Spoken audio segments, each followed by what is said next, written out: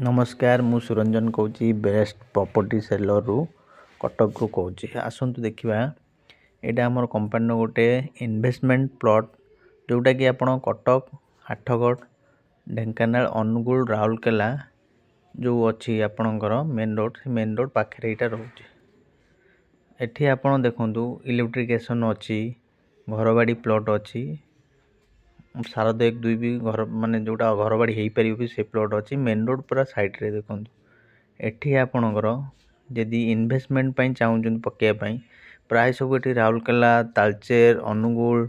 ढेंकानाल प्राय क्लाएंट सब एपटे इन्वेस्टमेंट पई पकाउछंती ग्रुप वाइज नौ 5,000 10,000 बड़ बड़ पैच सब ये नौ सांगे सांगे आमर पोजिशन दिया ऑलरेडी प्लॉट पोजिशन ही अच्छी 3 पटे गोटे साइड आपणकर खाली बाउंड्री वाल हो दिया हे जी जी एरिया कह नहीं पारे आईटा आपणकर 15 एकर उपर आम डेवलपमेंट होची पूरा मेन रोड साइड रे देखो गाड़ी जो जाऊँगी सेटा हूँ मेन रोड एटी इलेक्ट्रिकेशन भी आमर ऑलरेडी आसी जाइए आउ सबू रोड ये आपणकर 30 फीट मेन रोड 30 फीट सब रोड 30 फीट सबू रोड ये आपणकर 30 फीट पाइबे जदि भी साइड देखापी चाहूँगी ये दि जा नंबर कॉल करूँ आ साइड देखूँ आ प्लीज मो चैनल को टिके सब्सक्राइब करूँ आ शेयर करूँ कारण मु आउ आगु भी भल भल आपन को एमती डेवलपमेंट प्लॉटिंग प्रोजेक्ट भी आपन को देखई पारि देखो ये सबू प्लॉट पोजिशन अच्छी जी एरिया कहे आम खाली गोटे साइड बाउंड्री वाल करदेव देखो ऑलरेडी इलेक्ट्रिकेशन भी आम आस जाटा पूरा मेन रोड पाखे रोचे आठगड़ यू मात्र 4 किलोमीटर डिस्टेंस कटक यू हम 19 किलोमीटर डिस्टेंस 19 ରୁ 20 किलोमीटर डिस्टेंस कटक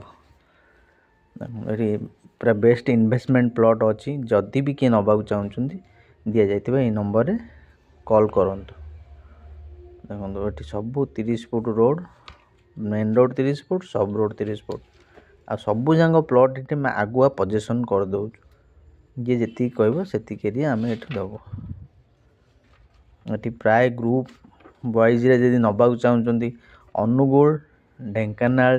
तालचेर राउरकेलार प्राय कस्टमर ये सब पकाउछंती बड़ बड़ पैच आम कटक भी पकाउछंती प्राय सब बड़ बड़ पैच नहीं सब 5,000 10,000 एमती सब स्क्वायर फुट ये नहीं जी जी एरिया चाहिए आम दे पार 2,000 मिनिमम 2,000 ऊपर को जी नबाक चाहिए आम दे पार देखु सबू प्लॉट बाउंड्री वाल हो जाए जदि भी आप साइड देखा चाहूँगी आउ कि जाना चाहूँगी ये दि जा नंबर कॉल करूँ एंड मोर इनफॉरमेशन दि जा नंबर कॉल करूँ यहाँ पूरा मेन रोड साइड रहा नमस्कार।